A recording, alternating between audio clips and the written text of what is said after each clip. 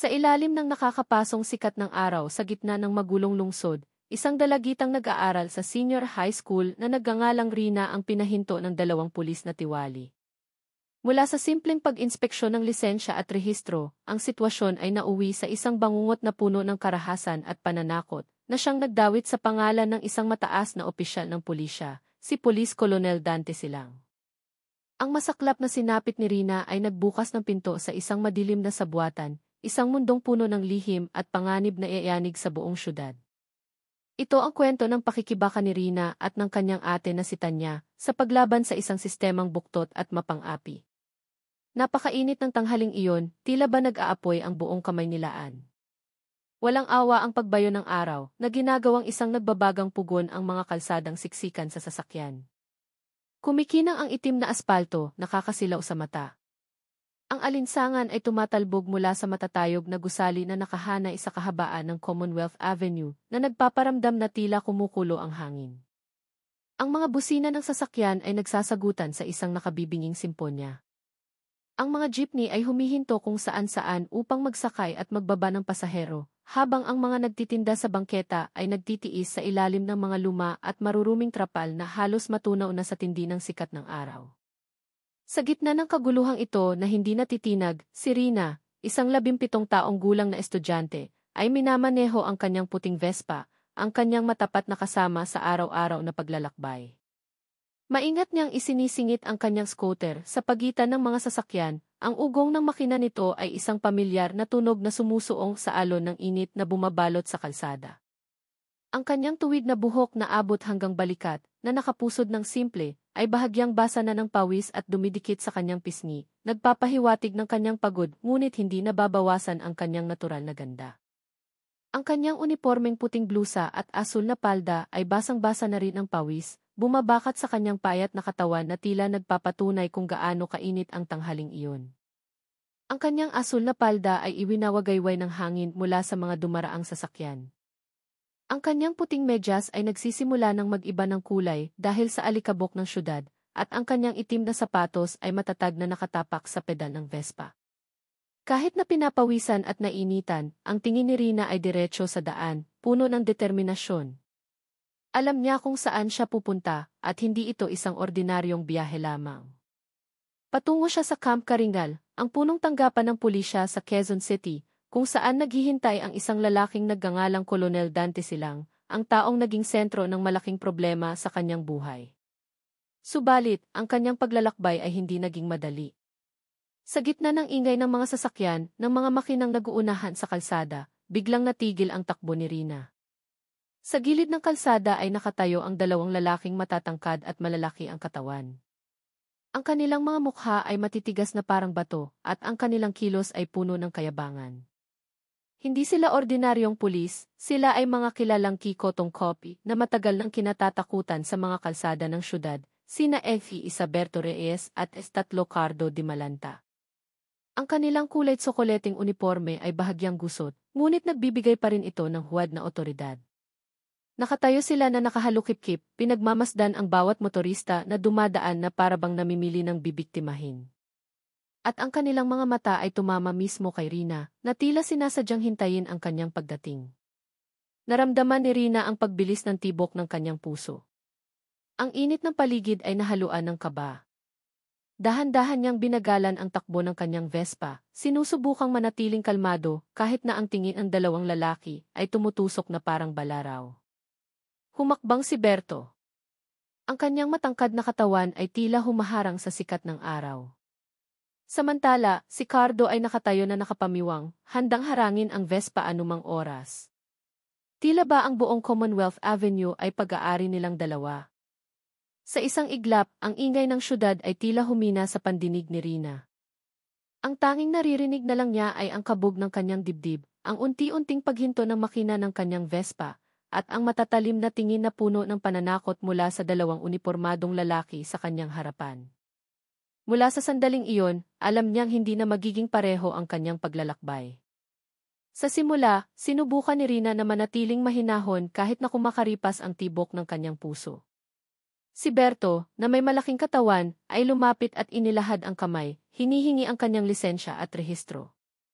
Ang maingay na paligid ay tila nabalot ng katahimikan, at tanging ang mabibigat na yabag lamang niya sa sementadong kalsada ang maririnig. Maingat na binuksan ni Rina ang maliit na bag na nakasabit sa kanyang balikat at inilabas ang kanyang lisensya at ang ACC ng motor. Bahagyang nanginginig ang kanyang kamay nang iabot niya ito. Ngunit alam niyang wala siyang kasalanan.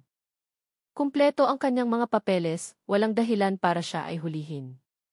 Sa kaibuturan ng kanyang puso, umaasa siyang matatapos agad ang lahat upang maipagpatuloy na niya ang biyahe patungo sa kampo ng pulisya sakay ng kanyang puting Vespa na ngayon ay nakahinto sa gilid ng mainit na daan.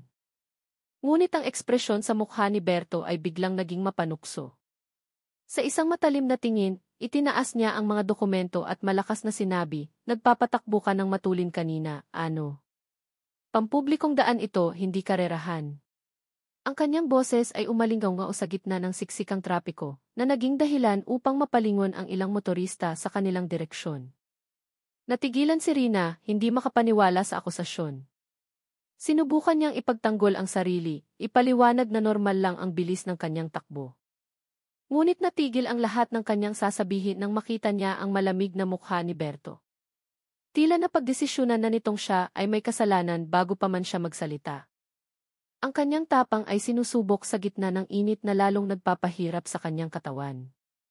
Bago pa man matapos ni Rina ang kanyang sasabihin, isang malakas at magaspang na boses ang pumutol sa hangin. Si Cardo, na may mabangis na mukha at dumadagundong na boses, ay lumapit habang nakaturo kay Rina. "Bumaba ka sa motor mo." Ngayon din, sigaw niya, na naging sanhi upang mapalingon ang ilang naglalakad sa bangketa. Ang kanyang tono ay matigas, puno ng galit, na para bang isang mabigat na krimen ang nagawa ni Rina. Napatingin si Rina sa kaliwat kanan, na pagtantong ang atensyon ng mga tao ay napupunta na sa kanya. Ngunit ang tingin ng mga mamamayan ay panandalian lamang, alam nila kung sino ang kaharap ni Rina. Ang dalawang pulis na kilalang-kilala sa panggigipit sa mga motorista sa syudad. Ang sitwasyon ay lalong nagpapiit kay Rina.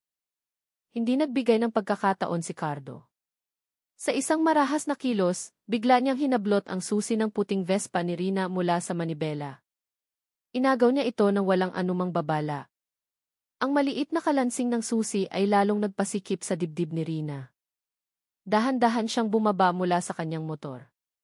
Ang kanyang mga paa ay tumuntong sa mainit na aspalto na naglalabas ng alinsangan. Nanigas ang kanyang mukha, nanginginig ang kanyang mga labi, ngunit sinubukan pa rin niyang magpakatatag. Sumisigaw ang kanyang puso na lumaban, ngunit ang sitwasyon sa gitna ng kalsada ay malinaw na hindi patas. Dalawang malalaking lalaki ang nakaharang sa kanya, habang siya ay isang estudyanteng nakaputing blusa at asul na palda lamang, na basang-basa na ng pawis. Sa gitna ng kaguluhan ng syudad, isang dula ng pananakot ang kasisimula pa lamang. Nakatayo si Rina na litong-lito. Ang kanyang pawis ay lalong tumulo, humahalo sa alikabok ng kalsada. Ang mainit na tanghali ay lalong nagpapasikip sa kanyang paghinga. Lalo na ngayong ang dalawang malaking pulis ay nakatayo ng napakalapit sa kanya, ang anino ng kanilang mga katawan ay tumatakip sa kanya. Si Berto, na may matigas na mukha at malakas na boses, ay nagsalita. "Kung gusto mong maibalik ang motor mo, magbayad ka ng multang 5,000 piso ngayon din." Ang kanyang mga salita ay umalingaw-ngao sa gitna ng maingay na trapiko. Natulala si Rina, nanlaki ang kanyang mga mata, hindi makapaniwala sa halagang binanggit. Ang kanyang uniforme ay dumidikit sa kanyang payat na katawan, basa ng pawis at tensyon. 5,000 piso, ang halagang iyon ay hindi lang basta hindi makatwiran, kundi isang malinaw na anyo ng karumal-dumal na pangingikil. Itinuwid ni Rina ang kanyang katawan, sinubukang tumanggi ng may lakas, kahit na nanginginig ang kanyang boses. "Hindi po. Wala akong kasalanan. Kumpleto ang mga papeles ko. Hindi ako lumabag sa anumang batas trapiko." Ang kanyang mga salita ay lumabas ng may diin, ngunit patuloy na nanginginig ang kanyang katawan dahil alam niyang mga alagad ng batas ang kanyang kalaban. Sinubukan niyang ipaliwanag na patungo siya sa Camp Karingal upang makipagkita kay Colonel Silang. Ngunit sa isang iglap, ang pangungusap na iyon ay naging isang patibong. Nang marinig ang pangalang iyon, si Cardo, na kanina'y mabangis, ay biglang natigilan. Ang kanyang tingin ay napalitan ng hinala, na para bang ang pangalang iyon ay may dalang isang bagay na hindi dapat basta-basta binabanggit. Lalong tumindi ang tensyon nang kinuha ni Cardo ang kanyang telepono mula sa bulsa ng kanyang uniforme. Ang kanyang mukha ay biglang naging seryoso. Lumayo siya ng kaunti, idinikit ang telepono sa kanyang tainga, at nagsalita sa mahinang boses, puno ng kaba. Napalingon si Berto, naningkit ang kanyang mga mata na tila may iniisip na mas malaki pa kaysa sa simpleng paghuli sa isang estudyante sa kalsada. Nakatayo si Rina na parang estatwa, kumakabog ang puso, na pagtatantong ang sitwasyon ay hindi kasing simple ng ti-kotong-ti o isang simpleng paglabag sa trapiko.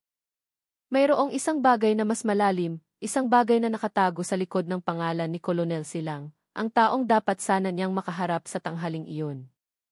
Sa kanyang isipan, nagsimulang mapagtanto ni Rina na napasok niya ang isang mapanganib na teritoryo. Ang dalawang pulis na ito ay hindi lang naghahanap ng pagkakakitaan sa kalsada, tila sila ay sumusunod sa isang utos o nag-iingat ng isang malaking lihim. Ang tingin ni Cardo na puno ng hinala nang muli siyang tiningnan matapos ibaba ang telepono, kasama ang mapanuyang mukha ni Berto na ngayon ay tila lalong nasisiyahan, ay nagpatindig ng kanyang mga balahibo. Naramdaman niyang hindi lang siya biktima ng pangingikil, kundi isang piyesa sa isang laro ng kapangyarihan. Ang kanyang paglalakbay patungo sa kampo ng pulisya na puno ng determinasyon ay naging isang masalimuot na bitag na higit pa sa kanyang inaasahan. Pagkababa ng telepono, biglang nagbago ang ekspresyon ni Cardo. Ang kanyang mukha na kanina seryoso ay biglang napuno ng galit.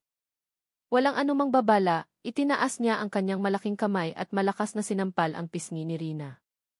Ang tunog ng sampal ay malinaw na narinig sa gitna ng maingay na kalsada, na nagpatigil sa ilang taong naglalakad sa bangketa. Ang maliit na katawan ni Rina ay tumilapon. Ang kanyang tuhod ay tumama sa mainit na aspalto, at agad na umagos ang sariwang dugo mula sa kanyang pumutok na labi. Hirap siyang huminga. Nanginginig ang kanyang katawan sa sakit, habang ang kanyang mga mata ay nagluluha habang nakatingin sa dalawang malalaking lalaki na nananakot sa kanya. Ngunit sa likod ng sakit, naramdaman niya ang isang mas malalim na takot, ang takot sa malaking lihim na sinusubukan niyang ilantad. Si Berto, na nakatayo sa tabi, ay ngumisi lamang. Tila ba ang malupit na sampal ay isang murang libangan para sa kanya. Yumuko siya ng bahagya nang may ibinulong si Cardo sa kanyang tainga. Pagkatapos ay nanigas ang kanyang mukha, ngunit may kasamang isang ngiti ng kasiyahan. Sa mabagal na hakbang na puno ng kayabangan, lumakad si Berto patungo sa puting Vespa ni Rina. Kinuha niya mula sa kanyang bulsa ang isang maliit na bote na naglalaman ng gasolina. Walang pag-aalinlangan, ibinuhos niya ang likido sa buong motor. Ang matapang na amoy ng gasolina ay humalo sa alikabok at init ng aspalto, lalong nagpasikip sa hangin. Ang ilang taong nanonood mula sa malayo ay nagsimulang magbulungan. Ang ilan ay itinaas ang kanilang mga telepono upang kunan ng video ang nangyayari. Ngunit walang sinuman ang nangahas na lumapit. Sa loob lamang ng ilang segundo, sinindihan ni Berto ang apoy gamit ang isang maliit na lighter.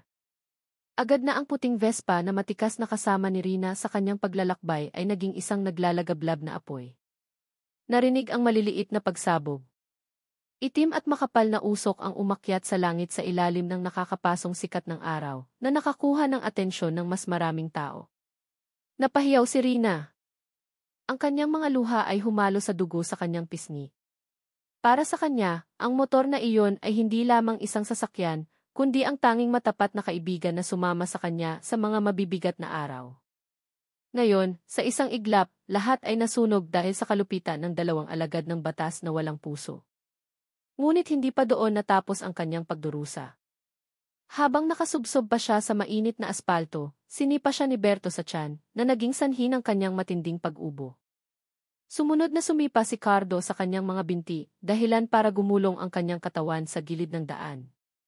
Sa gitna ng kanilang malakas na tawa, lumapit si Berto, at tinitigan ang mga mata ni Rina na nagsisimula ng manlabo dahil sa sakit. Sa isang malamig at nagbabantang boses, sinabi niya, "Huwag na huwag mong hahanapin si Colonel Silang. Kapag nagmatapang ka, mas malala pa rito ang sasapitin mo."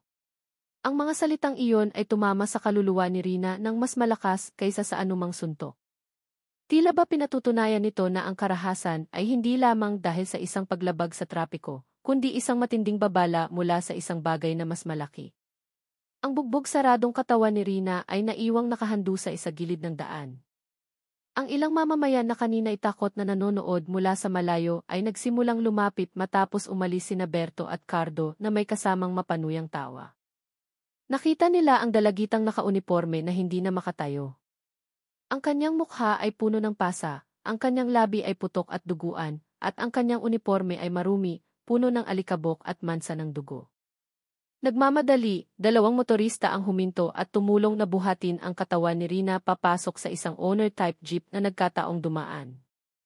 Ang mainit na hangin na maihalong amoy ng nasusunog na gasolina mula sa Vespa na isa na lamang tumpok ng sunog na bakal, ay sumama sa kanilang emergency na biyahe patungo sa pinakamalapit na pampublikong ospital. Pagdating sa ospital, naging magulo ang lahat. Agad na dumating ang mga nurse na may dalang stretcher upang buhatin ang katawan ni Rina na halos wala ng malay. Nanginginig ang kanyang katawan, bahagyang nakabukas ang mga mata, at ang mahinang daing niya ay nakakadurog ng puso. Agad siyang dinala sa emergency room. Sinalubong siya ng isang doktor na may seryosong mukha na sinuri ang mga malalalim na sugat sa kanyang katawan. Agad na ikinabit ang swero. Tinakpan ng benda ang bahagi ng kanyang mukha, at ang amoy ng gamot na panlinis ng sugat ay pumuno sa hangin. Sa likod ng kaguluhan, nagsimulang marinig ang mga bulungan sa pasilyo ng ospital. Mabilis na kumalat ang balita na isang estudyante ng high school ang binugbog ng mga pulis sa gitna ng syudad. Ang balitang iyon ay nakarating sa wakas kay Tanya, ang ate ni Rina, isang batang opisyal ng Philippine Army na kilala sa kanyang disiplina, tapang, at pagiging prangka. Nang matanggap niya ang tawag mula sa isang kapitbahay, agad na nanigas ang mukha ni Tanya. Naningkit ang kanyang mga mata, puno ng galit.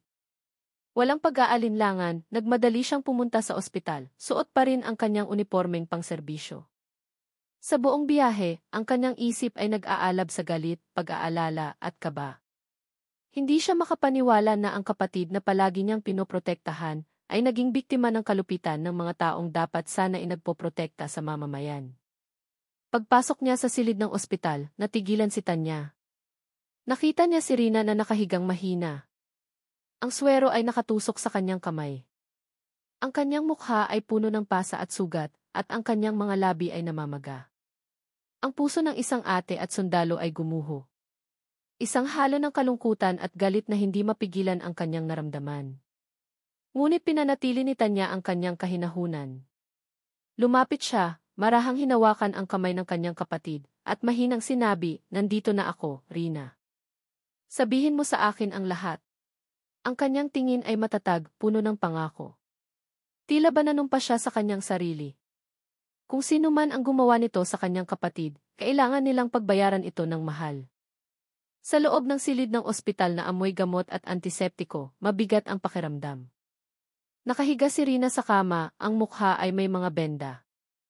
Nakakabit ang swero sa kanyang braso. Kahit mahina ang kanyang katawan, sinikap niyang ikwento ang tunay na nangyari sa kalsada kaninang tanghali. Sa mahinang boses, ipinaliwanag niya kung paano siya hinarang ni Berto at Cardo. Kung paano siya pinagbintangan ng walang dahilan, inagaw ang susi ng kanyang Vespa, at pagkatapos ay sinampal at sinipa hanggang sa hindi na siya makagalaw. Nanginginig ang kanyang boses sa tuwing binabanggit niya ang kanyang puting motor na ngayon ay abo na lamang. Lahat ay ikinuwento niya ng detalyado na siyang magtatanim ng matinding galit sa sinumang makakarinig. Nakatayo si Tanya sa tabi ng kama. Nanigas ang kanyang mukha habang pinakikinggan ang bawat salita mula sa bibig ng kanyang kapatid. Nag-aapoy ang kanyang mga mata sa emosyon. Tila ba bawat sugat na inilalarawan ni Rina ay sumusugat din sa kanyang puso. Bilang isang batang opisyal ng army, sanay si Tanya sa hirap ng mundo. Ngunit ang makita ang kanyang kapatid na tratuhin sa ganito, kalupit na paraan ay nagpakulo sa kanyang dugo. Mahigpit niyang ikinuyom ang kanyang mga kamao. Nagangalit ang kanyang mga ngipin sa pagpigil sa galit. Sa huli, hindi niya napigilan ang matitigas na salita na lumabas sa kanyang bibig, "Ganito ang ginawa nila sa kapatid ko. Kailangan nilang magbayad." Ngunit sa likod ng kwento, may isang bagay na pinipigilan si Rina. Ang kanyang puso ay nababalot ng takot na mas malaki pa kaysa sa pisikal na sakit. Gusto niyang sabihin na siya ay 3 buwang buntis, at ang ama ay si Colonel Silang, ang hepe ng 2 buhong na pulis. Ngunit sa tuwing susubukan niyang magsalita, ang imahe ng mukha ni Colonel Silang, na may otoridad ngunit nakakatakot, ay lumilitaw sa kanyang isipan. Naalala niya ang banta ni Berto na malinaw na nagbabawal sa kanyang hanapin si Colonel Silang. Ang takot na iyon ay pumipigil sa kanya, kaya't pinili niyang manahimik. Hindi na malaya ni Tanya ang malaking lihim na itinatago ng kanyang kapatid. Ang tanging alam niya ay isa lang, kailangang makamit ni Rina ang katarungan at hindi dapat makatakas sina Berto at Cardo. Samantala, lalong nabalisa si Rina. Yumuko siya at mahigpit na hinawakan ang kumot ng ospital na para bang may pinipigilan siyang hindi niya kayang sabihin kahit sa kanyang ate. Alam niyang ang pinakaugat ng problema ay hindi pa nalalantad. Ang mga sugat sa kanyang katawan ay maaaring gumaling, ngunit ang sugat sa kanyang puso ay lalong lumalalim dahil sa madilim na lihim na iyon. Sa matatag na hakbang at puno ng otoridad, tinahak ni Tanya ang daan sa ilalim ng nakakapasong sikat ng araw. Ang kanyang malinis na berdeng uniforme ay bumagay sa kanyang atletikong pangangatawan na nagpapahiwatig sa sinumang makakita na hindi siya ordinaryong tao. Malamig ang kanyang mukha, diretso ang kanyang tingin, at bawat hakbang niya ay tila may dalang nagbabagang galit na handang sumabog anumang oras. Ang init mula sa aspalto ay hindi man lang nakaabala sa kanyang pokus. Alam niyang ang kanyang gagawin ngayon ay hindi lang bilang isang sundalo, kundi bilang isang ate na humihingi ng katarungan para sa kanyang kapatid na ipinahiya at sinaktan sa harap ng publiko. Pagdating niya sa punong tanggapan ng pulisya, ang gusali ay mukhang marangya sa labas, na may matitibay na pader na kulay tsokolate na sumisimbolo sa kapangyarihan ng batas. Ngunit pagpasok ni Tanya sa malaking pinto, kakaiba ang kanyang naramdaman. Ang pangunahing bulwagan na karaniwang abala ay tahimik.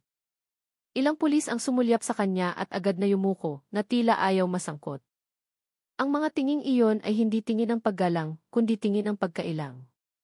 Tingin ng mga taong may alam na mali ngunit pinipiling manahimik. Lalong sumiklab ang galit ni Tanya. Tumayo siya ng tuwid sa lobby, ang kanyang dibdib ay tumataas-baba sa pagpigil sa emosyon. Hinanap niya sina Berto at Cardo, ngunit wala silang anino. Nasaan sila? Bulong niya sa sarili, halos itulak siya na pasukin ang bawat silid. Handa na siyang humakbang, mahigpit na nakakuyom ang mga kamao, handang suntukin ang sinumang hahadlang.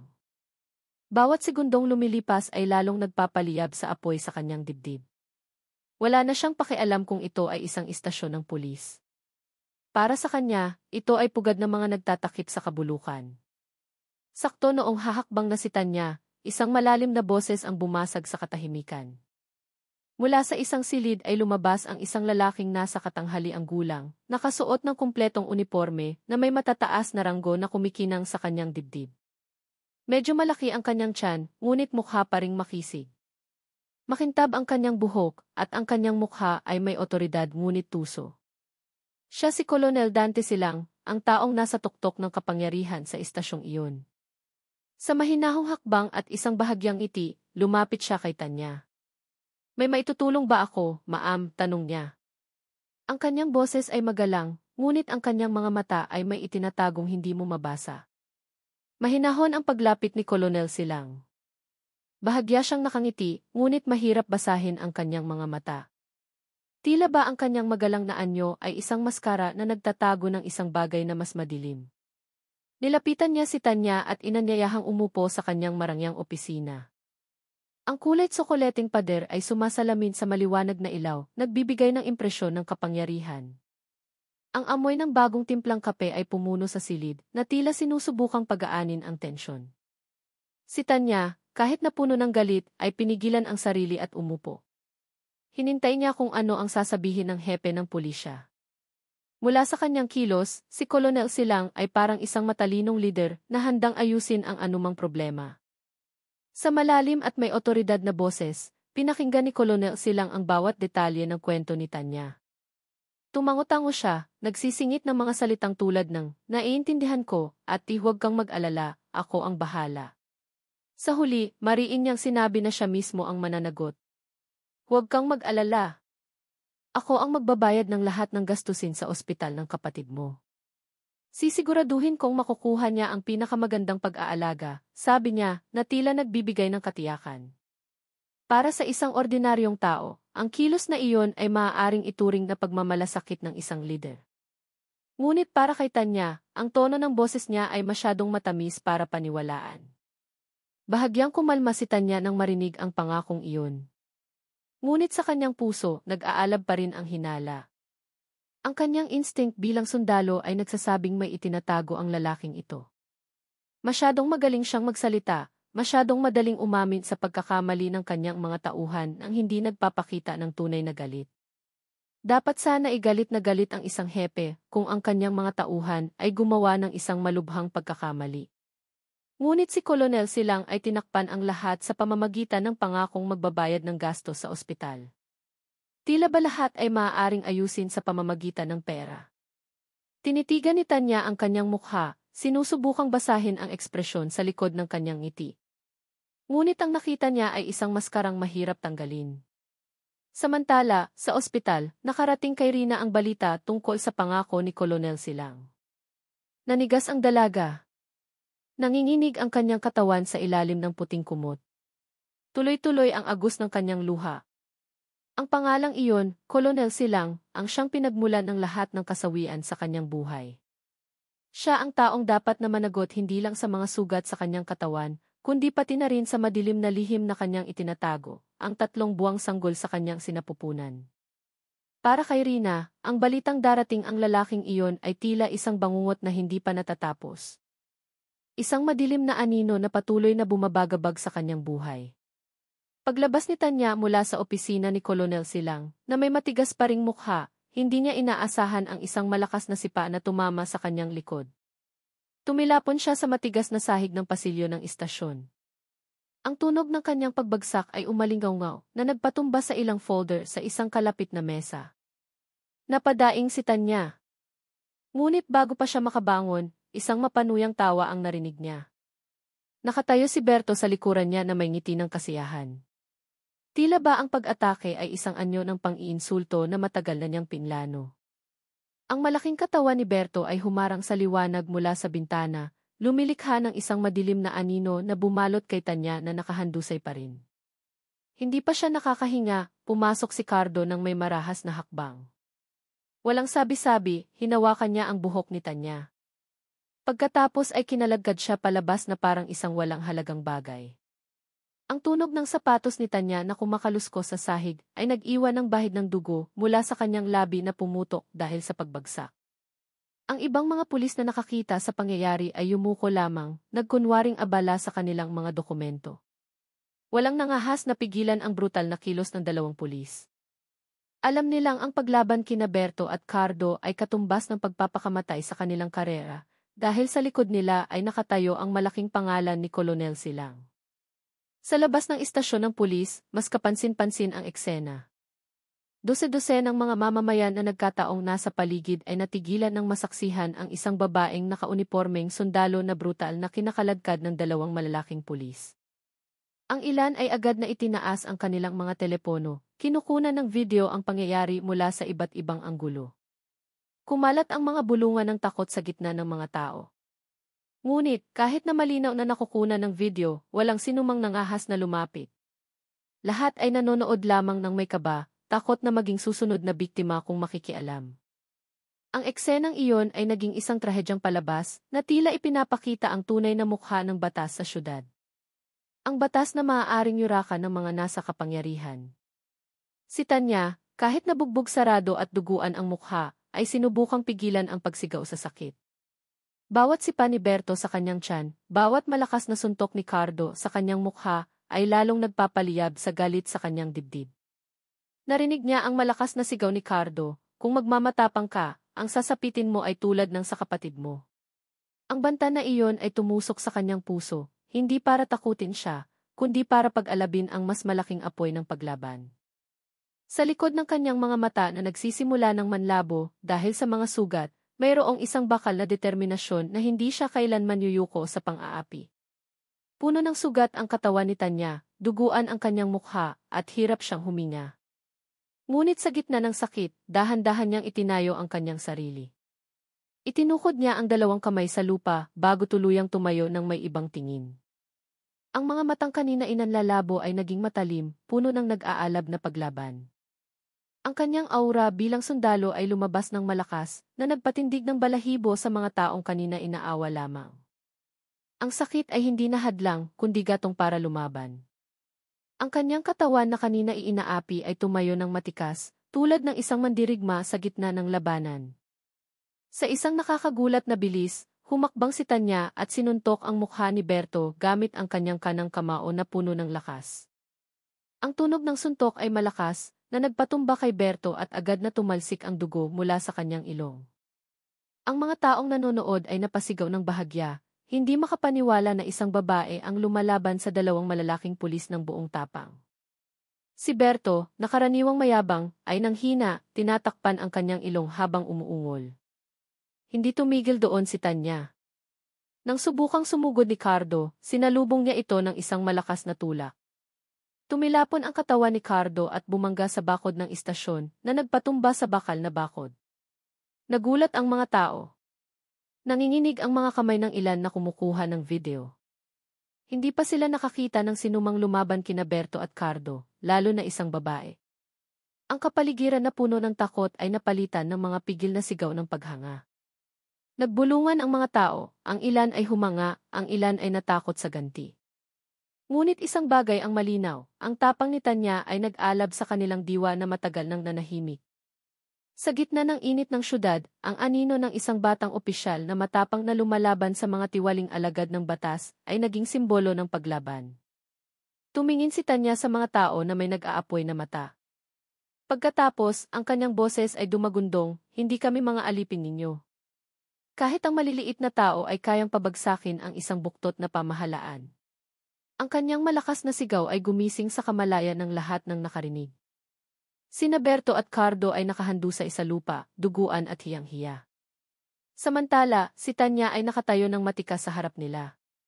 Duguan ang kanyang katawan, ngunit ang kanyang otoridad ay nangingibabaw. Sa tanghaling iyon, sa harap ng punong tanggapan ng pulisya, nasaksihan ng mundo na ang tapang ng isang babae ay kayang yugyugin ang pader ng kapangyarihan na matagal nang hindi nagagalaw.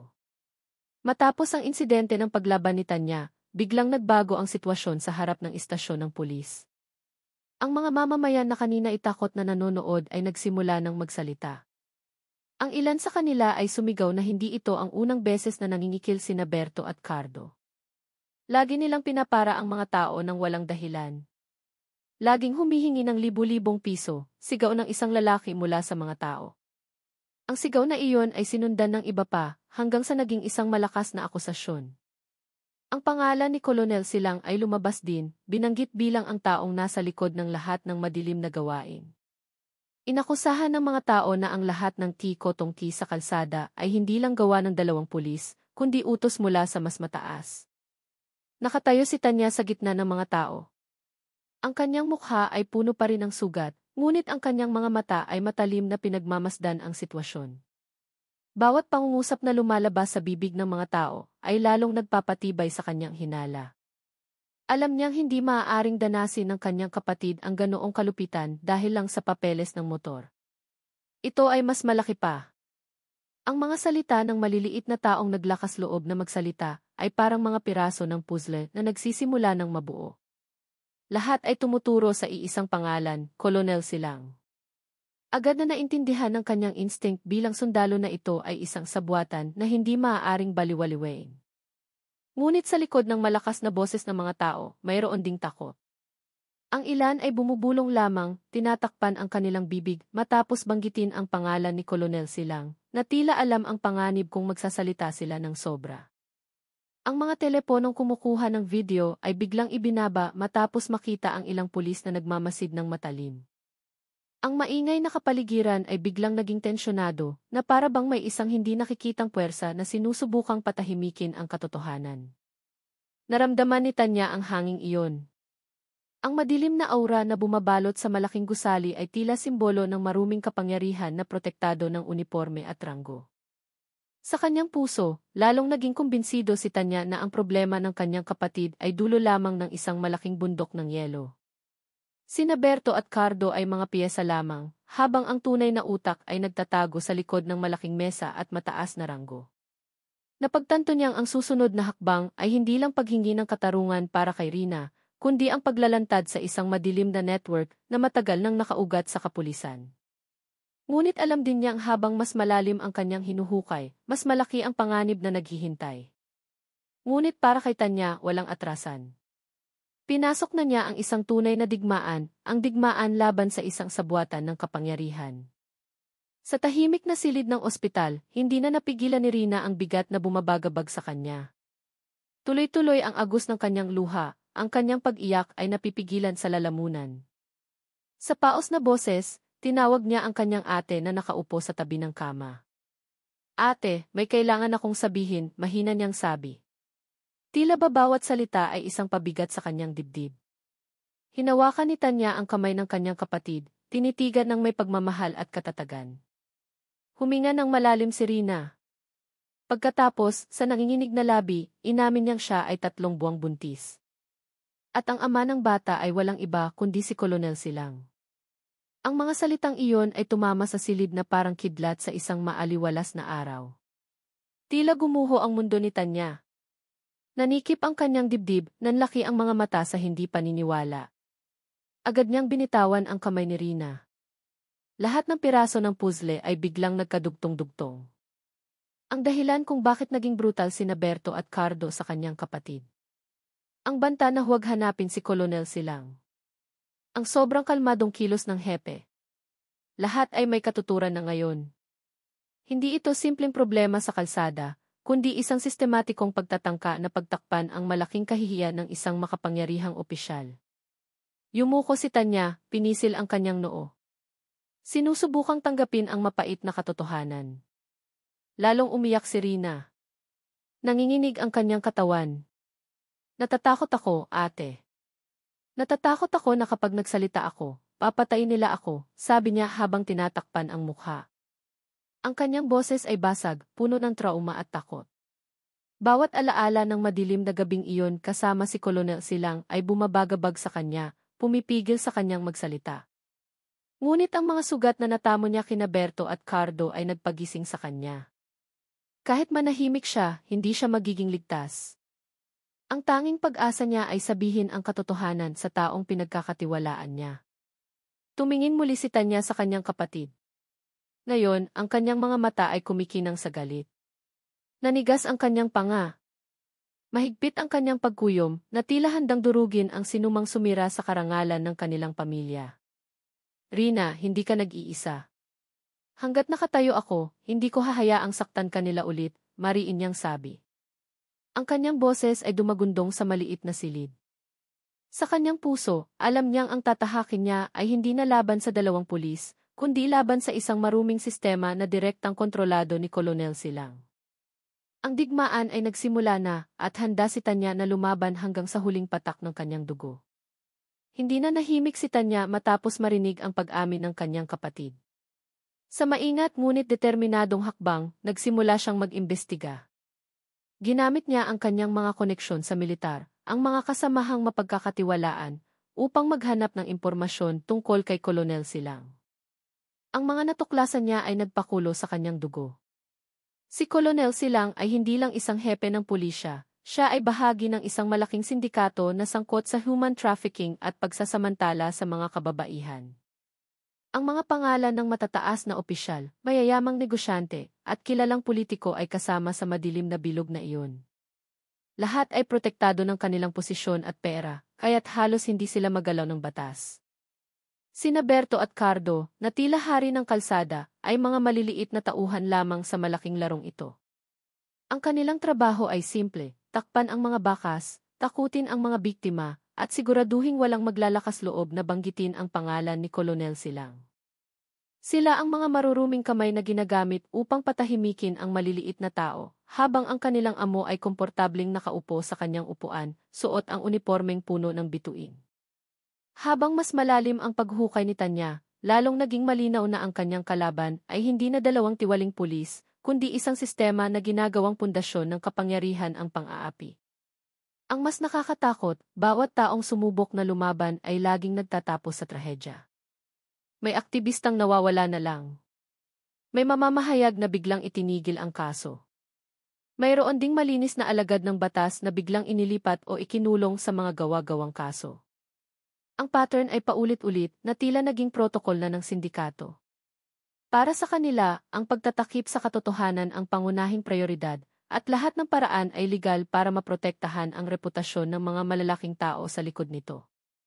Nabatid ni Tanya na kapag lumampas siya, ang kanyang buhay ay maaaring maging kapalit. Ngunit sa halip na umatras, lalong nag-alab ang kanyang galit. Para sa kanya, ang pag-amin ni Rina ay isang buhay na ebidensya na hindi maaaring baliwaliwain. Ipinangako niyang gagawin niyang sandata ang katotohanang iyon, kahit na ang kahihinatnan nito ay ang direktang pakikipaglaban sa isang makapangyarihang sistema. Sa gitna ng syudad na hindi natutulog, nakatayo si Tanya sa bintana ng kanyang silid, pinagmamasdan ang mga ilaw sa kalsada. Alam niyang sa likod ng magagandang ilaw na iyon ay mayroong kadiliman na kanyang hinahamon. Isang bulong ang umalinggaw sa kanyang puso. Kung bulok ang sistemang ito, wawasakin ko ito hanggang sa ugat. Alam ni Tanya na hindi niya ito kayang labanan mag-isa. Noong gabing iyon, sinubukan niyang tawagan ang ilang kasamahan sa militar na pinagkakatiwalaan niya, umaasang may mga malilinis na kamay na tutulong sa kanya. Ngunit, may kakaiba siyang naramdaman. Ang kanyang mga tawag ay paulit-ulit na napuputol. Ang kanyang boses ay may kakaibang alinggaw na para bang may ibang tainga na nakikinig. Agad na naramdaman ng kanyang instinct bilang sundalo ang panganib. Ang kanyang telepono ay tinatap. Ibinaba niya ang tawag, tinitigan ang kanyang telepono nang may naninigas na panga. Alam na nilang kumikilos ako, bulong niya. Napatunayan ang kanyang hinala nang sa mga sumunod na araw, napansin niyang may aninong sumusunod sa kanya. Sa tuwing liliko siya sa isang eskinita o hihinto sa traffic light, laging may isang estranghero na nakaitim na jacket at helmet na hindi kalayuan sa kanya. Isang sasakyan na may madilim na salamin ang paulit-ulit na humihinto malapit sa kanyang bahay at aalis kapag lumabas siya. Lahat ng ito ay malinaw na senyales na siya ay binabantayan.